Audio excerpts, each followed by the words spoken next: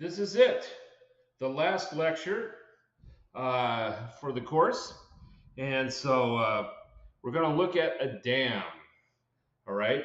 Think Mac to Quack and just contemplate how would you, somebody says, come up with a model for it. How do you do it? All right. Well, let's go for it. Now, in the process, we're going to kind of, one of the ways people model stuff often is actually using electrical circuits just to kind of frame their brains and stuff. So we're going to do that. We've talked about these analogies to, say, electrical systems or rotational, translational systems and stuff. So we're going to kind of put that to use here. So if you've studied Mac to Quack, it looks something like this. You have a reservoir that where the peak on the reservoir is way up higher than at the end of the tail race where it's let out, and that's let out basically open to atmosphere. Let out, let this be the surface where the water is, but the water's coming through, and then you have the at the bottom of the dam, then you just have the river going, and it's at atmospheric.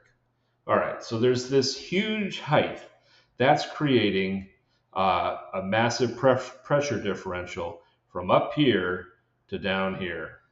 Okay, so at the top of the water, we're at atmospheric pressure, and so you come off the reservoir, all right, and you have the intakes, and you go down the penstock, and somewhere down the penstock, you would expect to find a surge tank, and just helps even out the flow. So so with the surge tank, water can be driven up the tank, and so this is open top tank, so that takes us back to atmospheric pressure. All right, uh, and then we have a bit more penstock. Then we get to the gate. If you want to stop the water from coming down into the turbine, and this gate. Now I drew it here, but I've actually been at the at Mactaquac, and if you're down in the turbines, the gate's like real bloody close. Okay, it's not that far away. Was my impression. So I drew it in the middle just for artistic sake. But what I want you to think of, so here we have a whole bunch of penstock, then we got some more penstock, and the gate's closer into the turbine. So the flow in between the turbine and the gate, I'm going to ignore because I'm going to assume it's quite small, and so any losses are negligible. And then we go to the turbine, and the turbine does what the turbine does. So it spins the turbine, which spins generators, and that creates electricity, and that's a good thing.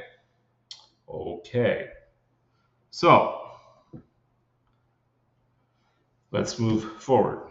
So the pressure in relative to this bottom will be the atmospheric pressure plus rho GH. That's the pressure driving to go down here. Okay. And let's just look at this electrically, okay? This represents a huge pressure. If we wanted to take it back up, we could create this massive capacitance and keep on going. But I'm just going to look at it from what is the pressure right here at the reservoir driving everything. So we'll go with that. So I have, going off atmospheric, I have this huge pressure.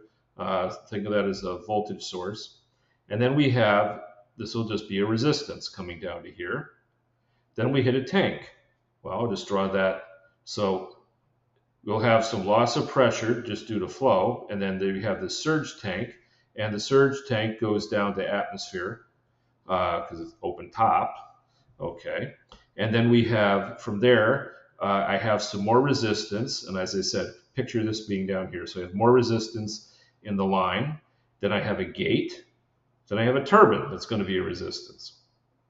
Okay, so that's my basic model. And I'll note that in the process of this resistance, some of this resistance comes because it's trying to spin this turbine. And as it spins the turbine, that creates electricity. So it's creating this torque that spins the generator. Okay, with that generating that torque, that's going to create a resistance, of course. Okay, so now I want to model this from a fluid point of view, but I can see everything from pressure. We have a pressure here. There'll be a corresponding pressure drop getting down to here, and then we have an opening for the capacitor, and that's just going from this pressure to atmospheric. and then we have pressure drops again. All right.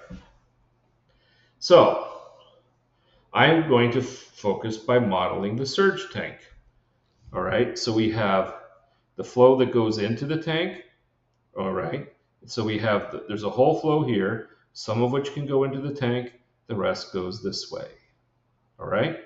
So to the extent that flow goes into the tank, you would have this perturbation variable, the P, this is P at the storage tank, so whatever the pressure is right here going up, the perturbation in that, so I have P hat dot, so C, capacitance, that's what's above here, equals flow in to this node minus flow out. This is like Kirchhoff's voltage law. Some goes here, some goes out, some goes there. So what goes into the tank and is stored, all right, here's what's coming. Some gets stored, the rest goes down there. So the net flow is what goes in is what goes out. Okay, so we have one, here's the flow in, 1 over R1, P1, P in, minus P, the pressure at the surge tank. Okay, standard model. Okay, 1 over R, change in pressure. And then flow going out. These are in series. So if one comes up with whatever the model is, then we just go 1 over R1, or R2 plus R3 plus R4, pressure of the surge tank. We're in perturbation variables. Because at the bottom, it's just a static variable. Atmosphere, constant, don't care. And so there's our flow model. Now, of course, then we have our torque.